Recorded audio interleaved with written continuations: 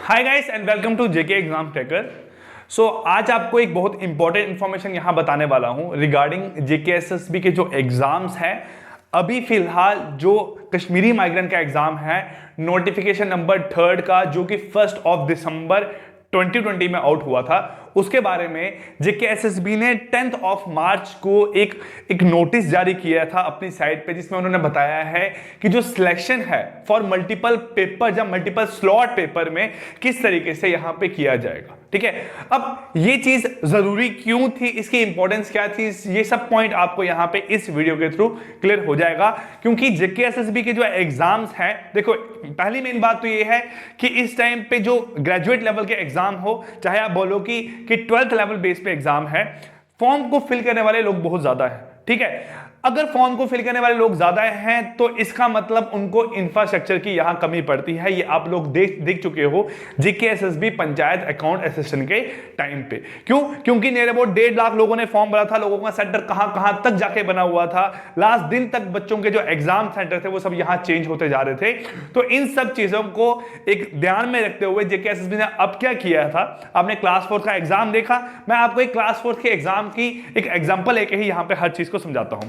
क्या हुआ था, क्लास 4 के एग्जाम आपके 3 दिन हुए थे। एक हुआ था 27 मार्च को, 27 मार्च, 27 फरवरी को, 28 फरवरी, ठीक है, और हुआ था आपका यहां पे 1 मार्च को। ये 3 दिन आपके जेके एसएसबी क्लास 4 के एग्जाम कंडक्ट किए गए थे। ठीक, अब क्या है, जब एग्जाम कंडक्ट करते हैं तो एक एग्जाम के थ्रू, सपोज कि मेरा एग्जाम 1 मार्च को है, लेकिन 27 और 28 के जो एग्जाम है उसको देख के मुझे इतना अंदाजा यहां पे हो जाता है कि मेरा जो एग्जाम है वो कैसे आने वाला है, क्वेश्चन कहां से पूछे जा रहे हैं, किस लेवल के क्वेश्चन पूछे जा रहे हैं। तो मैं उतनी लेवल तक की तैयारी लेके एग्जाम में अपेयर होने के लिए जाता हूं। तो इस बात को ध्यान रखते।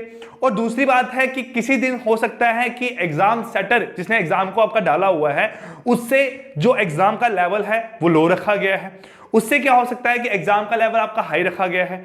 तो ये सब पॉइंट जो है, ये सब पॉइंट बहुत जरूरी है आप लोगों के लिए कि इससे के थ्रू क्या होगा। देखो, जैसे हम बात करें जो आगे आने वाला एग्जाम है, अभी आपका जो अकाउंट असिस्टेंट का एग्जाम है, आपका कश्मीरी माइग्रेंट्स का एग्जाम है, आपका सब इंस्पेक्टर का एग्जाम है, जो आपके जूनियर असिस्टेंट का एग्जाम है, बहुत सारे लोगों ने इन फॉर्म को फिल किया होता है।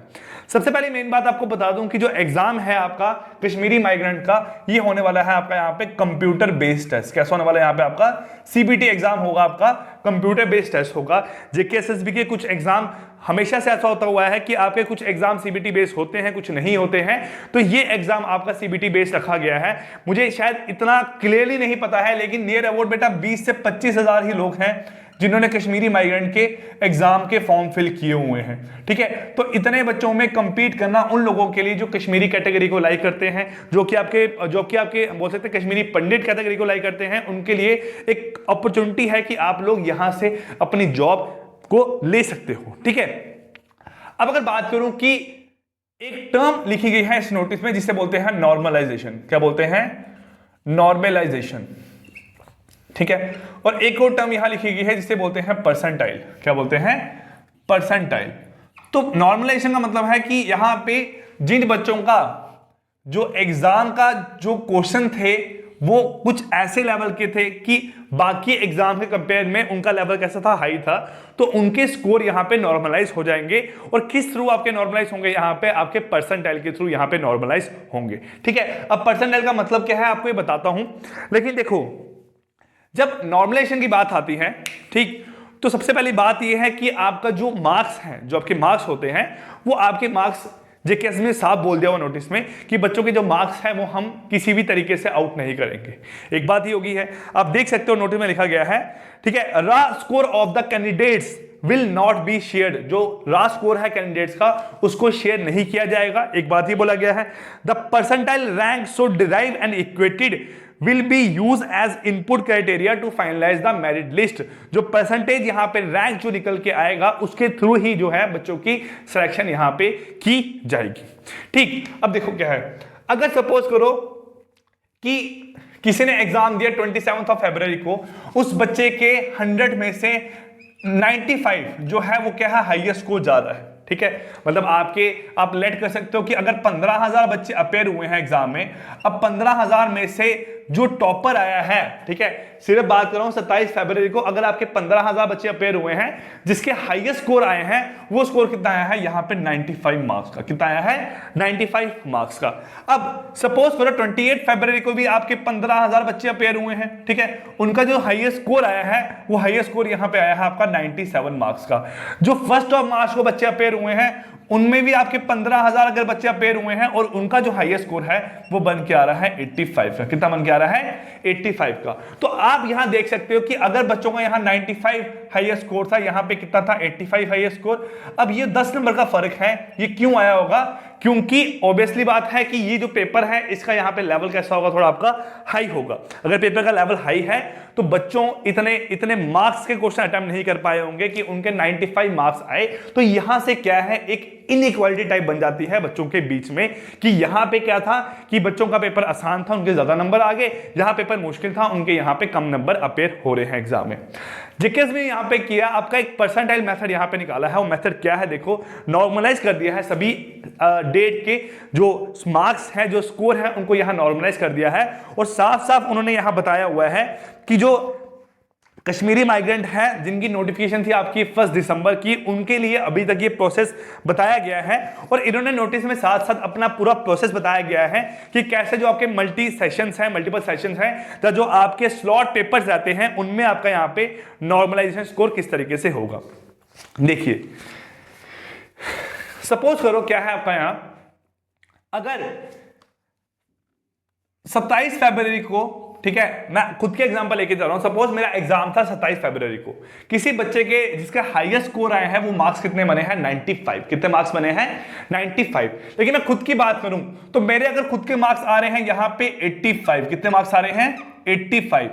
अब आप देख रहे हो 27 फरवरी के हिसाब से अगर बच्चे के 95 है और मेरे 85 आ रहे हैं, तो ऑब्वियस ही बात है हमारे बीच में बहुत सारे बच्चे यहां पे एग्जिस्ट करते होंगे, लेकिन इसके कंपैरिजन में और इसके कंपैरिजन में हमारे मार्क्स क्या है? यहां पे बराबर है। तो यहां से इनइक्वालिटी पैदा होती है। ठीक है, तो अब यहां क्या किया गया है, इन्होंने बोला कि देखो यार, अगर 95 हाईएस्ट थे और मेरे 85 यहां पे स्कोर है, तो मेरे से बराबर और मेरे से कम यहां पे कितने बच्चे हैं? तो मैं अगर सपोज करता हूं कि मेरे जो बराबर हैं और जो मेरे से कम स्कोर लेने वाले बच्चे हैं, जिनके 85 के बराबर या फिर 85 से कम स्कोर आए हैं, वो कितने बच्चे हैं? तो मैं बोलता हूं, सपोज करो आपके 12,000 बच्चे जो हैं, उनका 85 से यहां पे मार्क्स बराबर आए हैं या फिर 85 से कम आए हैं। 15,000 में से 3,000 बच्चे जो हैं वो इनके बीच में यहां पे एग्जिस्ट कर रहे हैं, और 12,000 बच्चे क्या है? मेरे स्कोर के बराबर हैं, जब मेरे से कम है। तो यहां पे नॉर्मलाइजेशन आपका कैसा होगा? देखो, ये क्या करेंगे,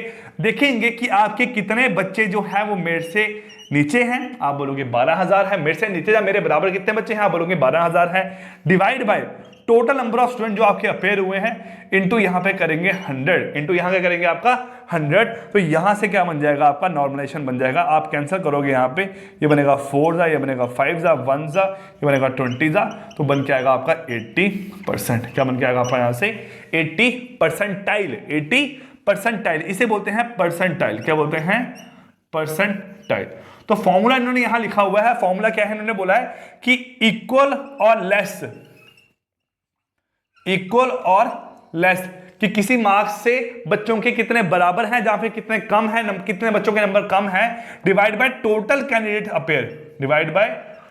कैंडिडेट अपेयर इनटू करेंगे यहां पे आपका 100, इनटू यहां पे करेंगे आपका 100, तो आपके यहां से मार्क्स निकल के आ जाएंगे।